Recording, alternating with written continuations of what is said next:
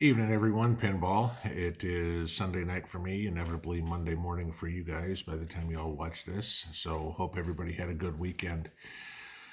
Uh, Today, I want to talk about something that kind of gets overlooked on a lot of channels and give you some ideas, both, no, I don't know how to put it here, but for common sense and maybe think outside the box a little bit. What I want to talk about today is communication. All right. Just in case this gets crazy and, you know, the cell phone service gets interrupted or whatever would be, how are you going to be able to stay in contact with one another? Okay. Whether it be your family, your kids, your mutual assistant group, whatever would be. Okay. So that's kind of where I want to go here. It's not the most exciting topic, but it's one that kind of needs to be brought up. All right. So, first and foremost, obviously, the main communication tool we're all going to use is our cell phone. Uh, Everybody's got one. I mean, if you don't have a cell phone by 2020, you're living in a cave somewhere. So, make sure you've got all your contact numbers for anybody and everybody, neighbors, get those contact numbers, family. I'm assuming you already have those. Would advise putting the non-emergency line for the police on your phone as well as the fire department EMS. Okay, a couple of things there that you may need. But cell towers could go down. We may lose cell service. So if it happens, it happens. Some people, not many, not even me, still have a landline. That's actually probably a good thing in this scenario. If the cell towers go down, you at least have a cell phone or a telephone to call somebody with. Okay. So I want to get into kind of what you'd need after that. Okay. What your you got your primary, what's going to be your secondary, and what's going to be your contingency. Okay. For a secondary form of communications, what I always like to suggest to everybody is a two-way radio. Okay. And by two-way radio, I mean those radios that, the guy at Home Depot or the guy at the grocery store carries, these things, okay, where it's got a fixed channel to it that unless you are unless your radio is specifically programmed for that channel, you can't pick it up. Okay.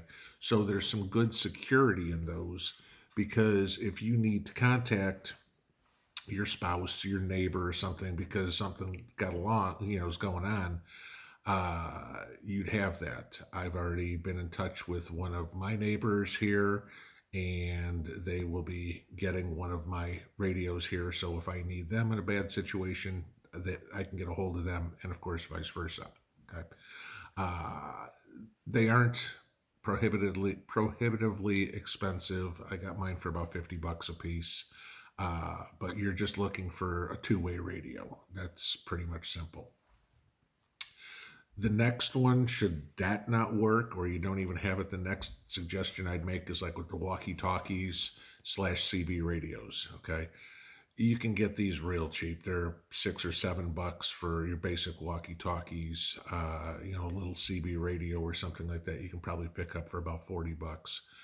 Uh, those are good because more to take information in than broadcast it, depending on where you live. Okay, CB radio, maybe you can hear what's going on from truck drivers going by a near highway or something. And, all of a sudden there's a huge wreck on the highway. Now don't go that way if you need to get out, or traffic's backed up, or whatever it would be. So, CBs and walkie talkies definitely have their place. Just make sure you are aware that that is not a secure form of communication whatsoever, because if you're broadcasting to your neighbor, hey, I've got people running up my front porch, with baseball bats and, Molotov cocktails, anybody and everybody who's on that same CB channel can hear you. Okay, so they're going to know what's going on as well. Advantage, like I said, you may, if the enemy, we'll just use it that way, is using CBs to communicate, you actually could pick up their conversations as well. So that definitely has a place. It's more for receiving information, in my mind, than transmitting. And transmitting, I'd still stick to a two-way radio.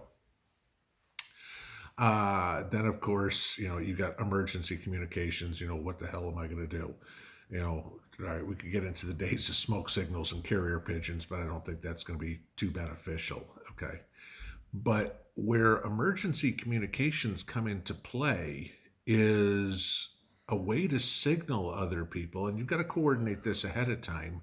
But a way to signal other people that either everything's okay or there's a problem. Simple ones that you can do. I mean, you can't be like the old days in college or whatever, where you hung a tie on the front door or something like that meant you were in your dorm room. Uh, but it could be something simple like if this porch light is on, that means everything's okay. If I shut it off, that means there's a problem. And you do simple things like that, some way to signal somebody if there's an issue. That way, if somebody's driving by and you're incapacitated for whatever reason, maybe you could go by and just throw that light switch, and bad guy never know the difference about what you're doing, but you were just able to communicate to somebody on the outside that there's an issue. Okay. Other ways you could use this is for security purposes. And let's, use, for example, you're in a place like I am where there's one way in and one way out, obviously, if you one way each way.